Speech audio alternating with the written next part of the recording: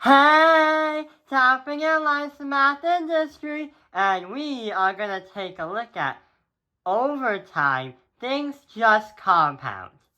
So, what does that mean when we say things just compound? Well, here's what we're going to do.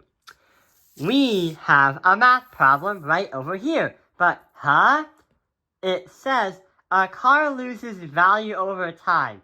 If a car has a value of $15,000 and has a rate decrease of 7%, then what is the car's value in 15 years?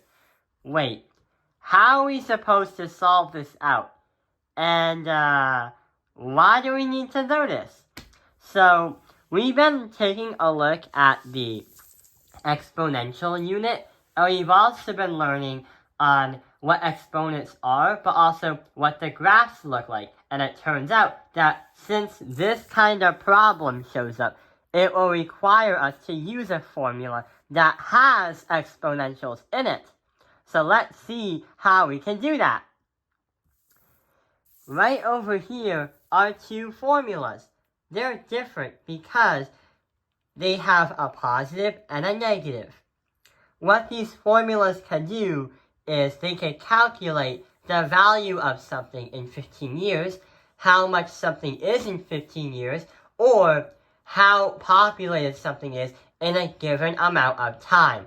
So here's what's supposed to happen. Your A is going to represent your principal, or your starting point. So your A is going to be start.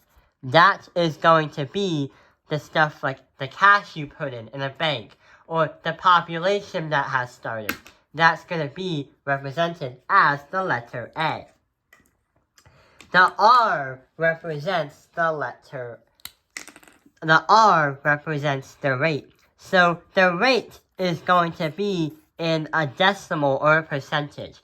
Usually, your math problems will always be in percentages, but somehow you have to convert them to a decimal. And the letter T is going to represent the time. So time in like months, time in years, usually years, is going to represent over time how much does that thing you created going to increase or decrease. The Y represents your total number, or the Y represents like the answer you will get after calculating the entire equation. So let's get back to the problem. So if the car had a value of $15,000 and the rate decreases 7%, then what would be the car's value in 15 years? So let's get started. First, we have to, grab a piece of paper, but also select the formula. So if a car is decreasing its value, which one should we use? Yeah, we should definitely use the bottom one. That's because the bottom one has the minus sign in it, meaning that it's decreasing every year that has passed. So therefore, okay, so the total value of the car after the given amount of years is going to equal your A, your principal, the starting point, parentheses, 1, because you're not starting at 0, you're starting at 15,000, subtract because it's decreasing by R, which is your rate. Then we do it by time. So if we plug this information into the formula right here, we say Y is going to equal $15,000, parentheses, 1, subtract that by, what's the rate? The rate is 7%, but how are we supposed to bring that to a decimal? Well, what we like to do is move the decimal point 2 places. So instead of saying 7%, we are going to say 0.07 as a decimal. And we're trying to see how much the car's value is in 15 years. So right here, we have the equation, or should I say, we have the formula. Now, we have to think about what is the car's value in 15 years. Let's start solving. So the first thing we do is we like to use parentheses. Or should we say, use what's inside the parentheses. So on a calculator, because yeah, your teacher is going to allow you to use a calculator, what can we do? 1 subtract that by 0.07. 0.93. Okay. So we're going to say 15,000. 15,000 is going to be multiplied by 0.93 to the power of 15.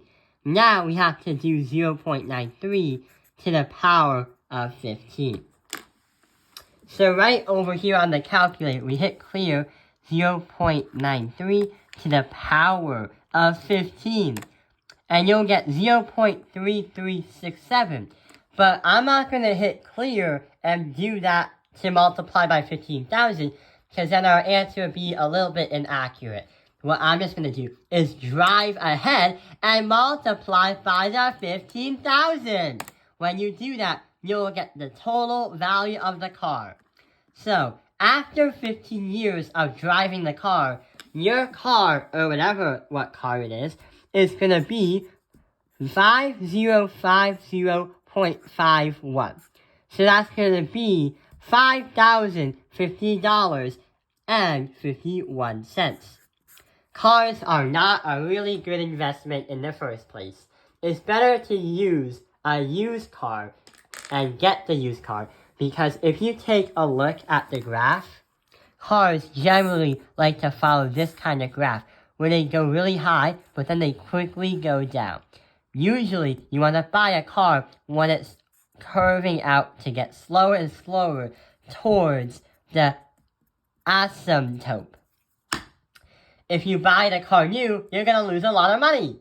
So yeah, that is going to be the first problem.